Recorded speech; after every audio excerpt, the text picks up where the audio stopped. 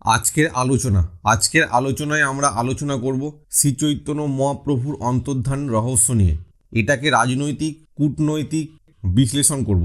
শ্রী চৈতন্য মহাপ্রভুর অন্তর্ধান, রাজনৈতিক ও কূটনৈতিক বিশ্লেষণ। শ্রী চৈতন্য মহাপ্রভুর অন্তর্ধান শুধুমাত্র আধ্যাত্মিক বা দার্শনিক দৃষ্টিকোণ থেকে ব্যাখ্যা করা যায় না।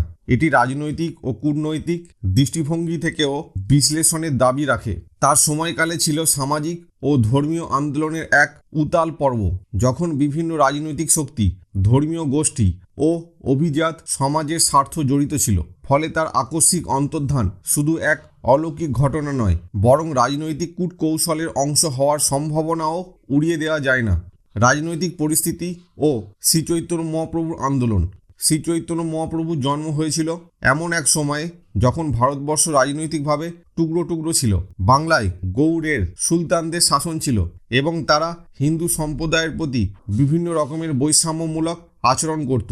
অন্যদিকে বিদেশি শক্তি যেমন মোগলরা ক্রমেই ভারতীয় উপমহাদেশে তাদের প্রভাব বিস্তার করেছিল। পুরী ও উড়িষ্যার অঞ্চলে জগপতি বংশ ও বিভিন্ন ধর্মীয় গোষ্ঠীর মধ্যে ক্ষমতার লড়াই চলছিল। এই প্রেক্ষাপটে শ্রী চৈতন্য মহাপ্রভু এক সামাজিক ও ধর্মীয় বিপ্লব শুরু করেছিলেন, যা প্রচলিত ধর্মীয় ও রাজনৈতিক শাসনের জন্য এক বড় চ্যালেঞ্জ হয়ে দাঁড়ায়। ধর্মীয় ও রাজনৈতিক ক্ষমতার সংঘাত।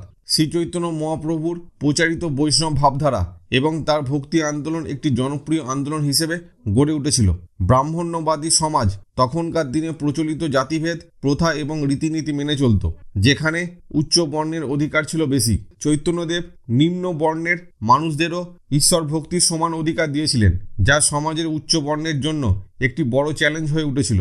তার প্রচারিত সর্বজনীন বৈষ্ণব ধর্ম রাজনৈতিক এবং ধর্মীয় প্রতিষ্ঠানের জন্য হুমকি হয়ে উঠেছিল।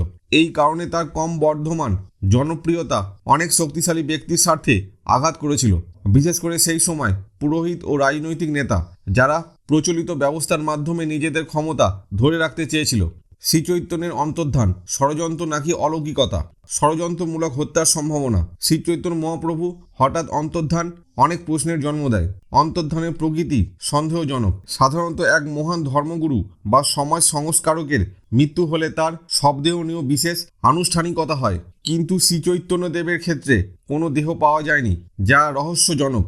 ধর্মীয় প্রতিষ্ঠানগুলোর সম্ভাব্য ভূমিকা। পুরীর জগন্নাথ মন্দিরের তৎকালীন পুরোহিত ও প্রশাসনিক গোষ্ঠী তার আন্দোলনকে হুমকি হিসেবে দেখেছিল।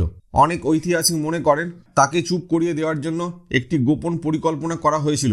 রাজনৈতিক হত্যার সম্ভাবনা। তৎকালীন রাজা বা সুলতানরা মনে করতে পারেন যে শ্রী চৈতন্য দেবের আন্দোলন একসময় বিদ্রোহের রূপ নিতে পারে। সেই কারণে তাকে গোপনে হত্যা করা হয়ে থাকতে পারে এবং তার দেহ কোথাও লুকিয়ে ফেলা হয়।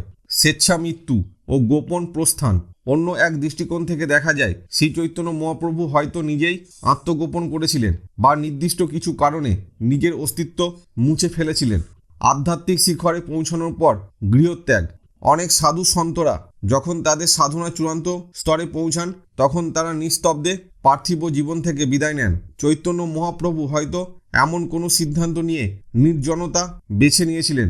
রাজনৈতিক চাপের মুখে আত্মগোপন। তিনি হয়তো বুঝতে পেরেছিলেন যে তার আন্দোলন ক্রমেই রাজনৈতিক শত্রুতা সৃষ্টি করছে। এই কারণে তিনি নিজেকে অন্তরালে সরিয়ে নেন। শ্রী চৈতন্যের অন্তর্ধান ও কূটনৈতিক দৃষ্টিকোণ। ধর্ম ও রাজনীতির সম্পর্ক।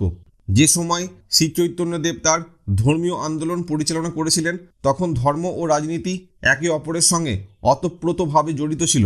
রাজারা বিভিন্ন ধর্মগুরুদের ব্যবহার করে জনগণের উপর প্রভাব বিস্তার করতেন। যদি কোনো ধর্মীয় নেতা রাজনীতি নিমন্ত্রণের বাইরে চলে যেতেন, তবে তাকে সরিয়ে দেওয়া হতো। কূটনৈতিক কৌশল হিসেবে অন্তর্ধান। রাজনৈতিক দৃষ্টিকোণ থেকে এটি একটি সম্ভাব্য কূটনৈতিক পদক্ষেপও হতে পারে। ভক্তদের মনোবল ধরে রাখার জন্য অন্তর্ধানের অলৌকিক ব্যাখ্যা।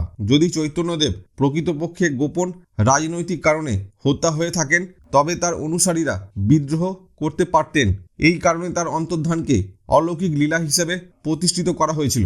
ধর্মীয় গোষ্ঠীগুলোর রাজনৈতিক সমঝোতা। জগন্নাথ মন্দিরে পুরোহিতগণ এবং রাজনৈতিক প্রশাসন একে অপরের সঙ্গে চুক্তিতে আসতে পারেন, যাতে কোনো অশান্তির সৃষ্টি না হয়। শ্রী চৈতন্য মহাপ্রভুর অন্তর্ধান রাজনৈতিক ও কূটনৈতিক রহস্য। শ্রী চৈতন্য মহাপ্রভুর অন্তর্ধান শুধুমাত্র এক আধ্যাত্মিক ঘটনা নয়, এটি তৎকালীন রাজনৈতিক ও ধর্মীয় ক্ষমতার দ্বন্দ্বের প্রতিফলন হতে পারে। তিনি যদি সত্যি আত্মগোপন করে থাকেন তবে এটি ছিল এক ধরনের কৌশলগত পদক্ষেপ, যেখানে ধর্মীয় আন্দোলনকে রক্ষা করতে তার অস্তিত্বকে মুছে ফেলা হয়েছিল।